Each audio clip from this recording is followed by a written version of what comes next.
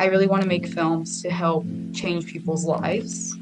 I really think that the magic of like filmmaking is you can make films that can make people think, that have the potential to solve these problems. Because once you get people thinking, some people will go and try and help out with that. And even the smallest bit of help can make a huge difference. Welcome to Not in a Huff with Jackson Huff, where we interview newsmakers, storytellers, and all-around interesting people. Sit back, relax, unless you're driving, and enjoy the show. Here's Jackson. Hello. I am Jackson Huff. This is Not in a Huff. Thanks so much for joining me. As always, really appreciate it. This week, speaking with Cali Kira. Now, I was looking on Instagram for stand-up comedians about a month, 2 months ago, and I've already had one on. I've got a few other lined up. Cali was part of that, but then I realized Cali's got a lot more to her. She is a stand-up comedian. That's how she came up, but she's also an actress. She is also somebody who, I guess she's quote-unquote retired now, but she was involved in competitive cheer as well. So we're going to briefly touch all of these things. We're going to talk a little bit about competitive cheer. I still need to have someone on from that world because I just think it's unique and interesting. I bring it up to her. I don't know that she knew much about it from her response, but I always loved bringing on as a kid and in those movies, the original one anyways. And I want to have somebody on there, but that's neither here nor there. We're going to talk a little bit about competitive cheer. We're going to talk about some of the cool movies that she's been a part of. We're going to talk about some of the awards that she's gotten for her acting already. And then we're also going to talk about her stand-up comedy. So a lot of really cool things to talk about. She's already accomplished a lot. And I just mentioned how she didn't really go into too much about bringing on when I brought it up. And that might be because it probably came out before she was born because Cali is only 13 years old. She's, I think you're going to listen and you'd have no idea if we didn't talk about it because she's extremely wise beyond her years there for sure. But I really enjoyed speaking with her. I think big things are in store for her. Towards the end, she kind of threw a bomb out there on exactly what kind of movies that she wants to begin creating eventually and directing. I think what she says there is really powerful and the reason that movies exist. So I really enjoyed speaking with Cali. I think you're going to enjoy hearing from a young up-and-coming entertainer, actor, comedian, all these type of things. Before we jump into the interview, if you haven't already, go subscribe, follow along on Apple and on Spotify to this podcast. Helps a ton. You'll see more great people like Cali, and you'll be able to check out all of the 200 plus episodes in the past. Follow along on TikTok, Not Enough Podcast, on Instagram, Not Enough Podcast as well. But let's get right to this interview. Here's Cali Kira. Kira, how are you? I'm good. How about you? I'm good. I'm going to let you do the heavy lifting. Just introduce yourself. Hi, my name is Cali Kira. I'm 13 years old, and I am an actor and influencer and stand-up comedian. I love it. And we're going to unpack all of that. I want to kind of, start just at the beginning. The beginning is a little bit shorter of a time for you than a lot of the people I speak with. But what made you, get interested in the world of entertainment? Well, I always really loved horror movies, and I always wanted to make my own horror films and be a person in a horror movie. So that's how I kind of got into acting. And then I realized that I actually do really want to do acting, like dramas and like comedies, horrors. And so I really leaned more into that.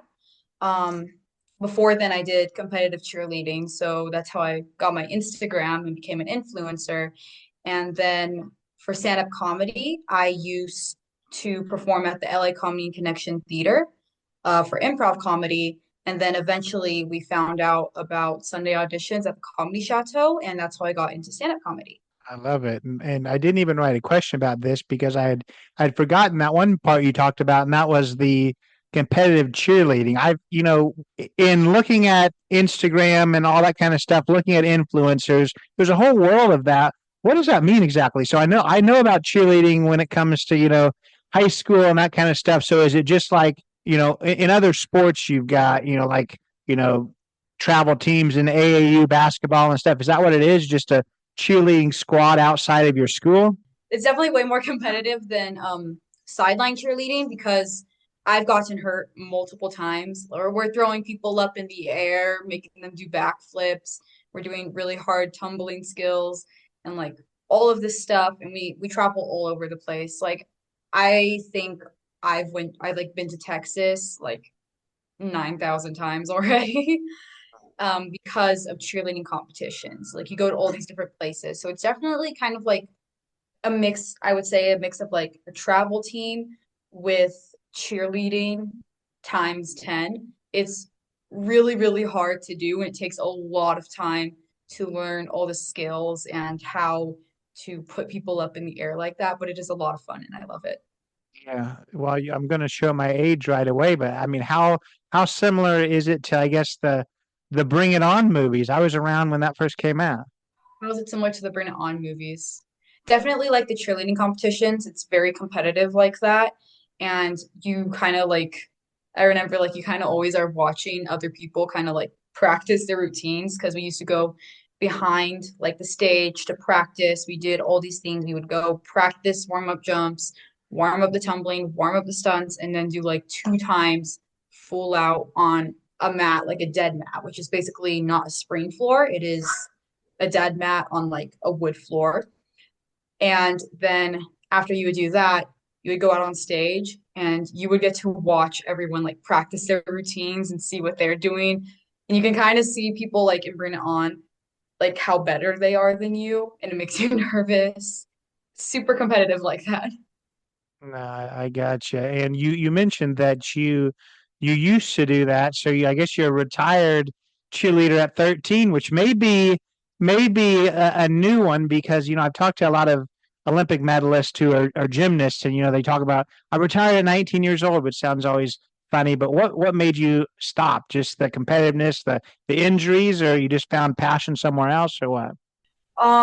When I started getting really into acting after my first ever audition, I realized that I couldn't do cheerleading and acting at the same time because if I booked the first movie I auditioned for, I would have to leave the team and I wouldn't be able to go to any competitions. And that isn't really fair to cheerleading, because everyone has to be a team on the competitions. Like if you get out, they have to find someone last minute to replace you and they have to learn the whole routine and everything.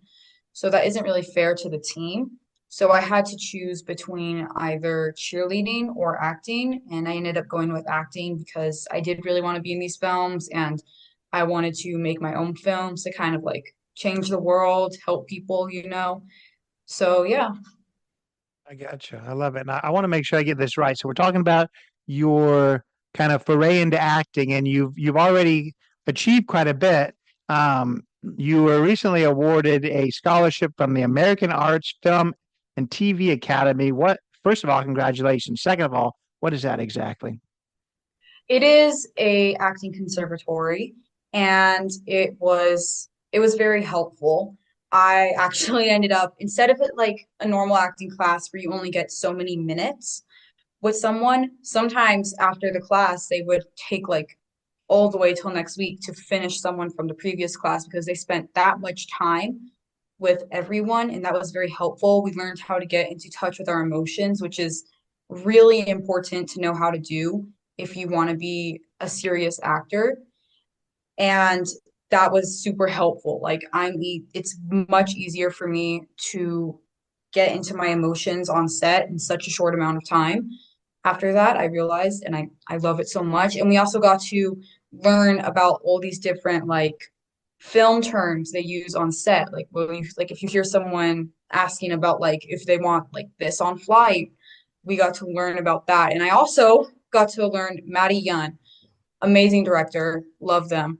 And I got to learn about like DP work. We all got these little parts in one class. Like we're filming an actual scene, someone's scene, as if we are filming a real movie. And I got to work as a DP and I got to learn all of this stuff about camera, specifically a black magic camera. And I got to learn about like clean or dirty, all this like these camera terms that are so helpful for filmmaking. Yeah, and I know that group is LA based. Are you live in LA now, correct? Yes. How, are you a transplant? Are you somebody who's always lived there, or what's that look like? I moved to LA from Loomis, California, which is a very small town, probably no one really ever heard of. Mhm. So LA is much more different than where I used to live, but I love it a lot because there's so much more stuff to do. I got you. So was it a family move because of, other things, or I guess, was your family betting on your success and potential? Well, we noticed when we were in Loomis, I was getting a lot of auditions, Mm. and then we realized most of them were LA based. So we ended up deciding on moving to LA so I could hopefully get more auditions and more acting opportunities. And it did work. I ended up booking more when we moved to LA. It was actually, I would say it was probably one of the best decisions we've made because if we didn't move to LA, I don't think I would have booked as many like short films as I have now. Yeah, so let's talk about one of those short films. Don't know whether you booked it in LA or when you were still in your hometown, but I know that it's a film that won some awards. So tell us about Pieces, tell us about the film, what exactly it is, and then your part in it all. I love Pieces. I love the director. She's amazing. It was so much fun to work on. I actually did book that when I was living in LA, and it's an amazing film. I played Daisy, who was like a TV show host for like a Nickelodeon kind of show, but like it's hard to explain. Like one of those 80s shows that would teach kids about like stranger danger. And it was amazing. I loved it so much. I'm so proud of the film. I'm so happy for the director that it won that award. It's amazing. Good. I love it. Let's talk about one of your other films. I know that was one that you were particularly proud of too. It was a feature-length film. Talk about The Calling. That sounds scary. Is that a scary movie? I know you're into horror. So The Calling is a feature-length film. I had a small part in it, but I'm so happy because I love horror movies and it is a horror movie. And it's basically about this girl whose mother actually went around kidnapping babies and stuff. So that wasn't her actual mom. And it was so much fun to work on. The set and everything looked amazing. It was amazing. Let's kind of jump to your time in stand-up. We've already talked about cheerleading. We've talked about acting. That's enough for a lot of people, but you've got another thing to you, and that's the stand-up world, which is a little bit different than the acting world. Definitely different than cheerleading. But talk about how you got involved in stand-up. So stand up, I mostly perform at the Comedy Chateau. Currently, I'm doing a class at Cool Beans Comedy in the Ice House, and my showcase for that is coming up very soon, and I'm excited for that. Um, but how I got into stand up was I used to perform improv comedy at the LA Comedy Connection Theater. And every few months, I would say every 8 months, we would go perform at the Comedy Chateau. And that's how I met Felix. And Felix is really awesome. He kind of he's like my mentor in stand-up comedy, I would say. And I'm so happy he lets me perform at the Comedy Chateau. But before that, eventually I stopped doing improv comedy for about a year, and then I auditioned for America's Got Talent, and then we kind of found out about Sunday auditions at the Comedy Chateau from there. So we decided to go try it out. I met Felix again. I did my set, and then I got onto a show there, and I kind of just really enjoyed being on stage, making people laugh, basically just kind of talking to the crowd. It's very much like a conversation. It pretty much is a conversation with the audience. And yeah, I loved it so much that I have been doing it for a while now and I'm happy with it. I love that. And I guess I want to ask you this because, a lot of people are going to think, okay, you already mentioned that you're younger, you're 13 years old. That's People are going to wonder what they're getting when they come to the comedy show. You mentioned crowd, so is it mostly crowd work? What should they expect? I would say what they should expect is a different set each time. So far, I have never performed the same set. I am currently working on doing more crowd work in my sets, which I think I love. crowd work because it definitely you definitely are you're definitely being more connected to the audience, and I love that. It always makes the set a little bit better, but definitely a new thing every single time. Tell us a little bit about how because I believe I guess I don't really know your timeline. Were you doing comedy before acting or acting before comedy, or they kind of went together? I was doing acting before comedy. So I guess what skills from your world of acting did you take into comedy? Because like I mentioned, they share some things. They're both entertainment, but they're also quite different. So talk about how being an actor made you be able to be a better stand-up comedian, and maybe how it maybe caused problems too. So talk a little bit about that. How acting definitely helped me become a better stand-up comedian is I definitely include a lot of acting inside of my sets. Um, like some jokes I've have, like hitting a Tesla Cybertruck because I really want to meet Justin Bieber, uh, involve acting out a mom, basically just acting out all these different characters into my set. So that's kind of how I put acting into my stand-up comedy. So I mean, you've found success. We've already talked about the awards that you won, the movies that you've been in.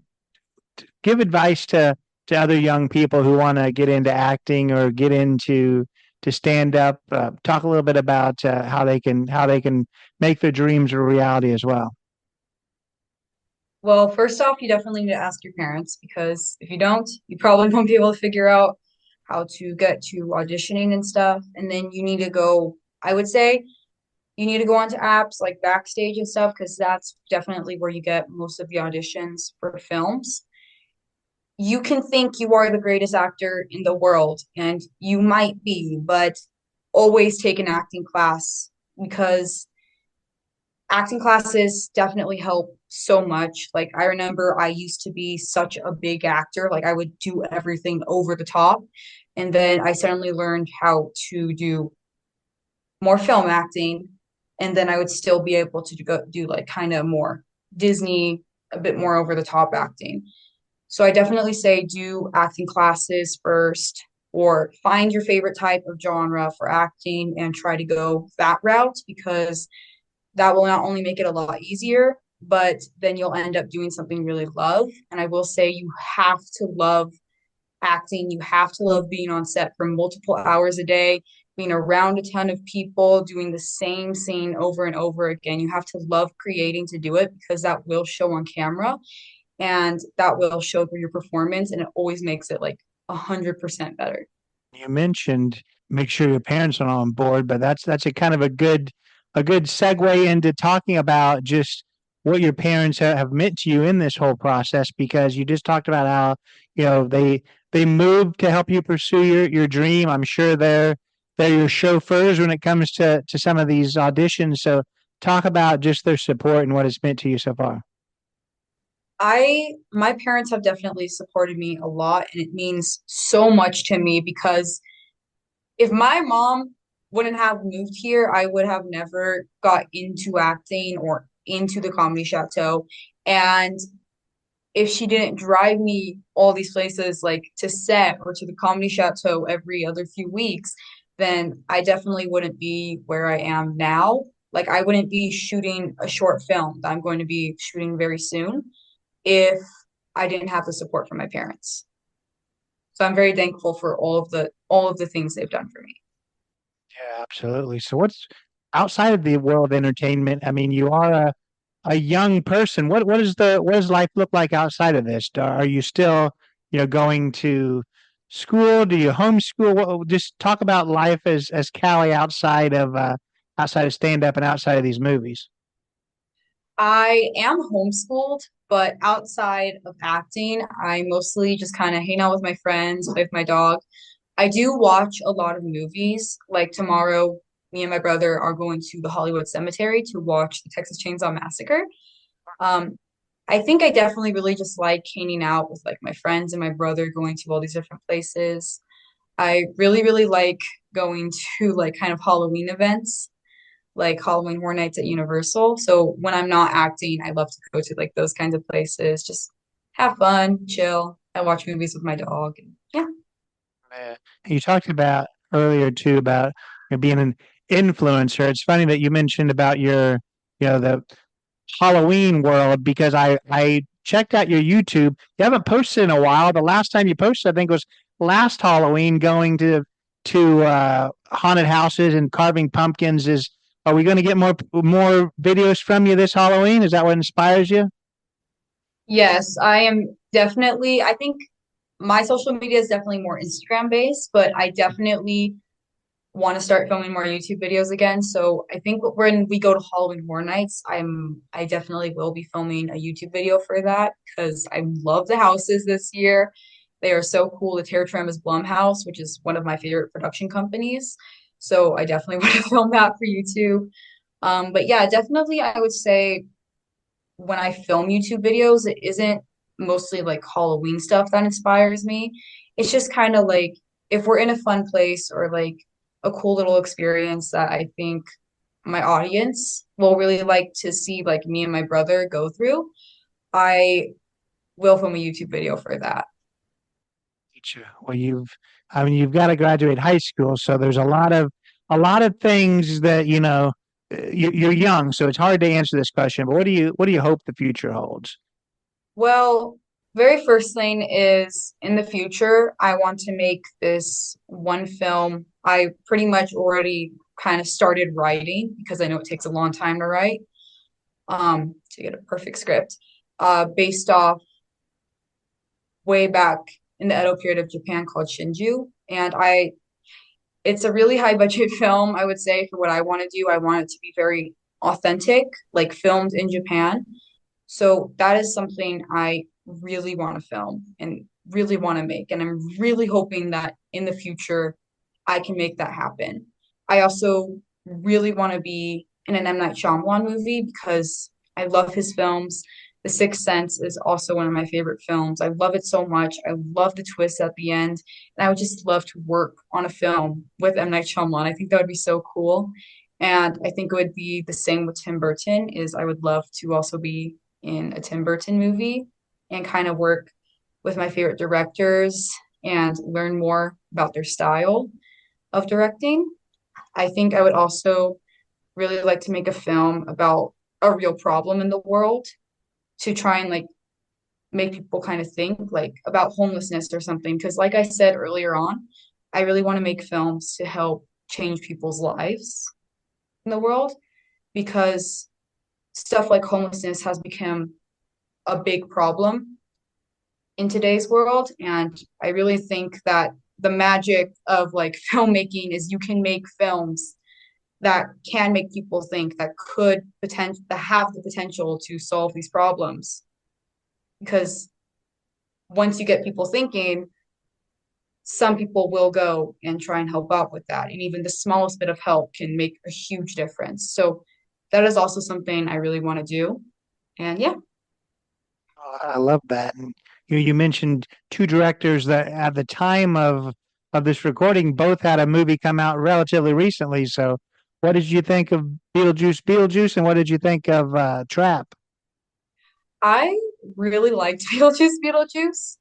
I just love how I just love Tim Burton's style so much. There's something so amazing about it that, in my opinion, if the movie isn't really your type, you kind of go, wow, just kind of admitting that it still is a pretty good movie. And I I love Beetlejuice so much. Jenna Ortega did amazing. All of the actors did amazing. I love it. Trap, I also really liked. I liked how it kind of took place in a concert. And I like the plot about the concert basically being like a trap for this serial killer who took his daughter to the concert. I Yeah, well, I'm a big movie fan as well. I'm actually going to a movie after we stop recording here. One of the movies that I mentioned really enjoyed. The other one not so much, and I'll let you decide which one is which. But yeah, I really appreciate your time. I want you to tell people how they can connect with you. Shout out how people are going to be able to find the movies that you're in. Shout out your social media. Shout out where people can find I guess live and stand up as well. You can find me on Instagram at Cali.Kira or YouTube, also Cali.Kira. And for stand-up comedy, you can find me at the Comedy Chateau or next Sunday, at the Ice House. What about the movies? Are they anywhere streaming? I'm not sure. I know a lot of the short films I'm doing are in film festivals right now, Mm, such as Pieces. So, yay. mm. Yeah, absolutely. Well, people can stay tuned for that. I really, really appreciate you. Have a good rest of the evening. Thank you so much for having me. So that was Cali Kira. Really enjoyed speaking with her. Just like I said in the beginning, anytime I get to speak with somebody who is passionate about their work, and as you heard right towards the end of this interview, extremely passionate about the world of film and trying to do some good in the world through her filmmaking. So I wish her all the best with that. She is a young person. She's just 13 years old, so much is in store for her. Just with the passion that I could see coming from her in our interview. So I think this is an early interview for somebody who is destined for great things. So you want to follow along with Cali. All of the links to her social media will be in the show notes. Urge you to check all that out. Urge you to check out the movies that she's been in. She mentioned some of them. I'll try to link some of them in the show notes as well. But go check those out if possible. If this is your first time listening to this podcast, please go follow along on Instagram and on Spotify, Not Enough Podcast. Go leave a 5-star rating on Apple and on Spotify. Leave a written review on Apple. Helps a ton. But so many great guests in the past. Everything from other actors to comedians to musicians to Olympic gold medalists and true crime, all kinds of people on. Always enjoy talking to people with an interesting story to tell. So glad to talk with Cali this week. We'll see you next week. Take it away, Chris. This has been Not in a Huff with Jackson Huff. Thank you for listening. Be sure to join us next time where we will interview another amazing guest who is sure to make you laugh or make you think. Or, hey, maybe even both. But until then, keep being awesome.